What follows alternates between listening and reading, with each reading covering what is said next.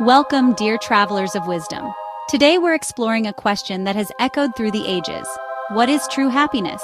For centuries, philosophers, sages, and seekers alike have pondered this very question. Yet, in a world filled with distractions and endless pursuits of wealth and pleasure, we may find ourselves chasing happiness, but never quite catching it. But perhaps we've been asking the wrong question. Maybe true fulfillment isn't something we search for outside of ourselves, but rather something we must cultivate from within. Let's take a moment to reflect on what happiness really means, and how we can find true fulfillment, not in what we do or have, but in how we are. In ancient Greece, Aristotle taught us that happiness, or eudaimonia, is the highest good, a state of flourishing that comes from living a life of virtue. Aristotle believed that happiness isn't a fleeting feeling, but a result of living in accordance with our deepest values and purpose. It's not about fleeting pleasures or momentary comforts, but about growing into the person we are meant to be through wisdom, courage, and self-discipline. But what if we look eastward to the teachings of the Buddha? His insights provide a very different but equally profound perspective. The Buddha spoke of dukkha, or suffering, and how much of our unhappiness comes from clinging to things that are impermanent.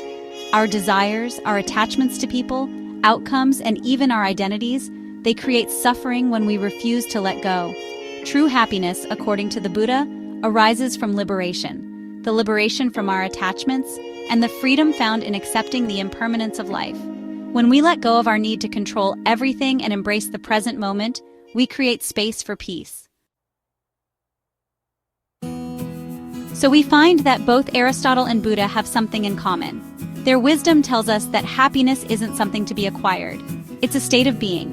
It's a result of living intentionally, with awareness and presence. But what does this mean for us in our everyday lives? Let me share a story. There was once a monk who lived in a quiet village. He spent his days meditating, reflecting, and helping others with their struggles. One day, a traveler came to the monk asking, "Master, what is the secret to happiness? How can I find peace in my chaotic life?" The monk looked at him with a gentle smile and said, "The secret to happiness, dear traveler, is not in seeking what is outside of you, but in looking within. Imagine you are a river. If you are always searching for a place to rest, you will never find peace. But if you simply flow with the current, you will see that the river, in its motion, is already at peace." The traveler was puzzled and asked, "But how do I stop searching? How do I stop striving?" The monk replied, "By being still, by embracing what is present without the need to change it. The moment you accept life as it is, without judgment or resistance, you are already at peace." Isn't that powerful? We often search for happiness in things, material wealth, success, external validation, but true fulfillment doesn't reside in the world around us. It resides in how we engage with the world. Happiness comes from understanding our own minds, choosing our responses, and embracing the flow of life without trying to force it into our narrow expectations. This philosophy doesn't mean we give up on our dreams or goals. Rather, it means we shift our focus from the outcome to the process. Happiness isn't something waiting for us at the end of the journey. It's something we cultivate with every step. Now, let's take a moment to reflect. Have you been chasing happiness? Have you been waiting for the right time, the perfect job, the ideal relationship to make you happy? True fulfillment comes when we let go of this chase, when we embrace the present moment and practice gratitude for what we already have. Take a deep breath and feel the weight of this moment. The breath you're taking, the life that you're living, the awareness you have in this very instant. The path to true fulfillment doesn't need to be complicated. It is simple. Practice mindfulness, cultivate gratitude, live in alignment with your values, let go of attachment, and above all, be kind to yourself as you walk this journey.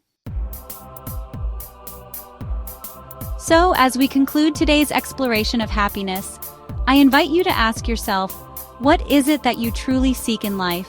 Is it the fleeting pleasure of material gain, or the lasting peace that comes from within? True happiness lies not in seeking, but in being present, being mindful, and being true to yourself. Thank you for joining me today on this journey of self-reflection and wisdom. I encourage you to take a moment right now to pause, breathe, and reflect on the wisdom we've shared.